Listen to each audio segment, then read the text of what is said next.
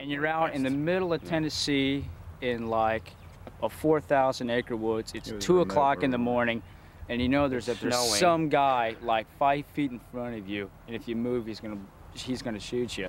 And there's sometimes like that where you're down there and you think, if this was real, I'd be done.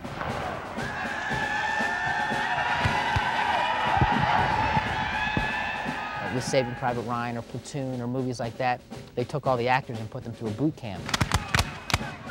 And what we're doing is we've got reenactors that have done that. They've reenacted for 15 years. And they've slept out on the ground, you know, eating salt pork and hardtack and coffee boiled over the fire. They know from that experience that's going to come across on screen. And so they're just going to sweat it out of their pores. Let's drive those Yankee bastards back to hell where they belong! About 5 years ago, our reenactment unit went to Fredericksburg to the A&V meeting. And during the lunch break, we all went toward the battlefield.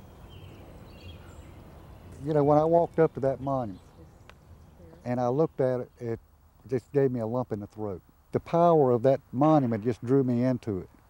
And so that's when I decided, hey, that we needed to do a movie about this guy. He portrayed what the true Confederate soldier was about. I mean, you've heard of Southern hospitality, he had it. The Battle of Fredericksburg, he's with the 2nd South Carolina Kershaw's Brigade of South Carolinians. And they're defending the position along Marie's Heights, down in the sunken road behind the stone wall.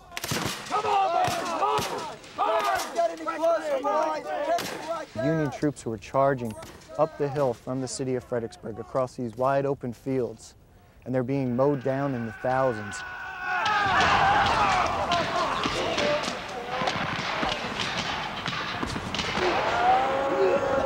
All night, all Kirkland could hear was the moans and groans of the Union soldiers out here. Many of them, especially the gut shot ones. Water! They're screaming for water. They're screaming for their mother. They're screaming for anything. Mama! Mama! It really gets to Kirkland, and he asked permission to go out with some canteens and give water to the enemy. And it was just like he was an angel from heaven who came down to help them. One of my friends has a bag of dirt from Appomattox Courthouse that he takes to events and he puts on. You know, he'll put on the correct dirt from Appomattox Courthouse. He'll put on Civil War dirt, you know, before he goes to a reenactment. Instead of walking to a reenactment just showered out of the shower, he comes already dirty, already battle scarred, you know, ready to work.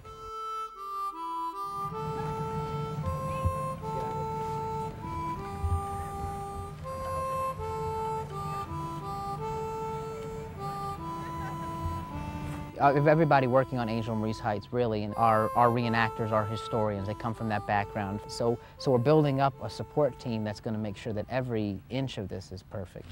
Okay. You want to see little details that are sometimes wrong. Well, there's like some messed up stuff over there. And these blankets here, well, they're pretty correct if they're all wool. They came out like in 1940.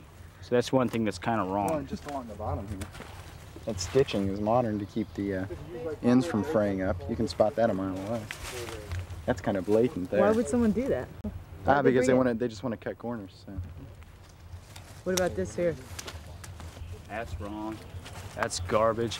You start picking up little details and nobody ever noticed. The thing that makes this wrong, that right there. These are like 3/8 of an inch too big. That's wrong.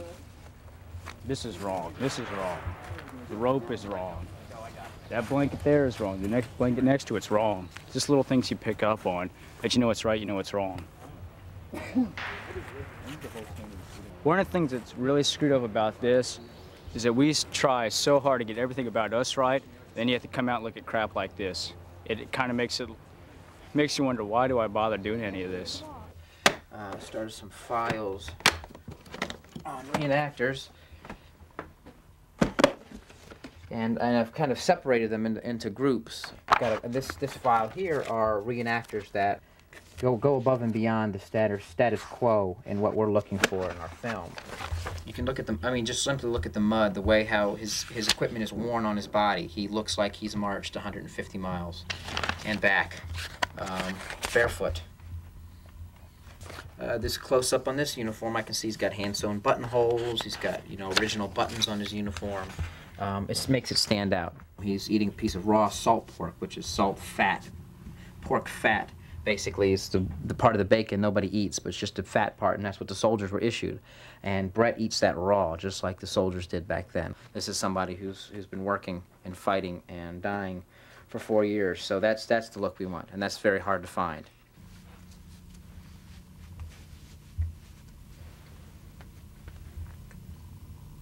You see my underdrawers. I made these drawers about 7 years ago, and I have never washed them, so they really look good. They've got a good discoloration to them. Yeah, I made this jacket as well from a pattern. It's made out of variegated wool, which is there's a sleeve found at the Battle of Antietam of this material, and that's what the material was copied from. Once again, all hand sewn with the hand sewn buttonholes, plain buttons, Virginia buttons on the epaulets. This is a Type 1 jacket, so this is what would have been worn earlier in the war in 1862 up through Gettysburg, and this is what the 2nd South Carolina, this type style jacket with the 2nd South Carolina, which had Richard Kirkland's regiment, wore at the Battle of Antietam.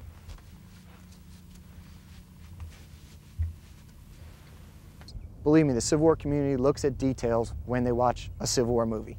Everyone sits around and nitpicks on, you know, Ken Burns' PBS series because there's factual errors in there.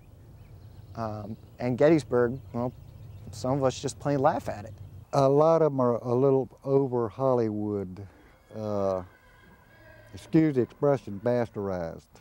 It's the Gone with the Wind mentality that's Right. That's destroyed. It's romantic. Yeah, that's destroyed Civil War. The romantic view of it is really destroyed. Yeah. That's for sure.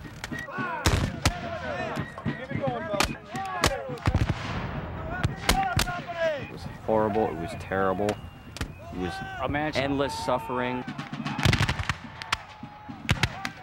Not only on the soldier scale, but back home with losing people and disease and things. It wasn't a neat little quaint time period. It was a horrible, terrible time period. This is what it was like. This is exactly what it was like. This is exactly the way they looked, the way they acted, everything.